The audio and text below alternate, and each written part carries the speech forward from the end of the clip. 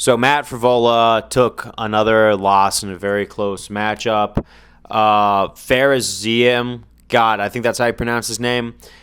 He got the KO in the last round and what seemed like a razor close fight. Those guys were dogging it out. Obviously, I feel like Matt Frivola had it in the earlier rounds, but he came back and he clipped Matt Frivola with something fierce. And Matt definitely was in the rankings, I believe, when he fought Benoit Saint Denis, and Benoit just completely steamrolled over him and completely took his shine. So I think Matt is now went from being ranked to non-ranked over that fight, and now you're going to start to see that he's going to be like a ranked gatekeeper or a non-ranked gatekeeper. Like he's just teetering that edge between non-ranked and ranked fighters. But Ferris Ziam definitely is ready for a ranked opponent. Because obviously, looking at Benoit Saint Denis, I think his safest bet would right now just be Bobby Green at this point, just so he could get some bounce back to him. Because obviously, I know that Bobby Green's on the decline a little bit.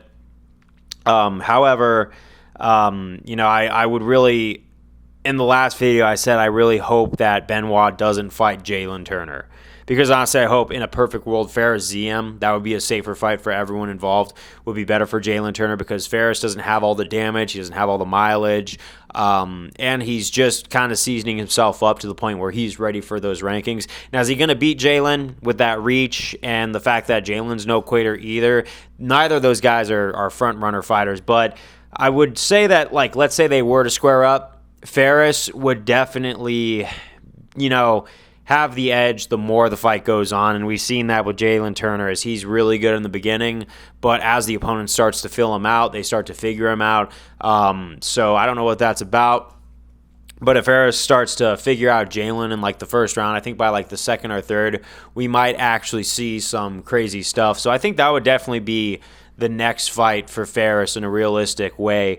Because obviously Renato Moicano and Paddy Pimblett, they want to go. I would say that Renato Moicano, like in Ferris, would definitely be a good like nationalistic one, especially for the French, because what you'll have him wanting to, help one of his countrymen and stuff like that. So that would be on, but I would have Renato Moicano seeing what I'm seeing from him. Like I said before, this is the best Renato Moicano we've seen. I think he would absolutely steamroll Ferris. If I were to place anything on it, I'd probably have him winning by like first round submission maybe. However, Ferris Ziam going up against Jalin Turner, the submissions threats aren't really quite there, and we saw that he kind of has like a grappling weakness, especially to someone like Matt Frivola. So we'll see where Jalin comes in on this one, but that would definitely be a stand-up fight where both guys are just standing in the pocket trading. It would be very exciting for the eyes of the fighters to see. And let's say Ferris comes out on the right side of that. We have a new, ranked opponent right now ready to go for anybody in that like teetering edge. So it opens up a lot of doors if it goes in Ferris's way. But also it helps Jalin bounce back because I know Jalin's kind of been struggling a little bit. He's won some there, lost some there. With the Renato Moicano fight, he was doing really good in the first round until, Renato started getting ground up, and then it turned around pretty fast. So that definitely, on a matchmaker perspective, I would like to see more Ferris. I really think that he could do more with what he's given out right now. He's taken some time in the non-ranked, and you know what? Up until this weekend, I really didn't know who this guy was, but that was like a really great first impression because Matt Frivola, although he's not in the rankings anymore, he's still no joke, and he definitely would be a problem for anyone on that dance card. And you could tell that Matt Frivola had Ferris in some really compromising positions, but that also shows that Ferris isn't a quitter.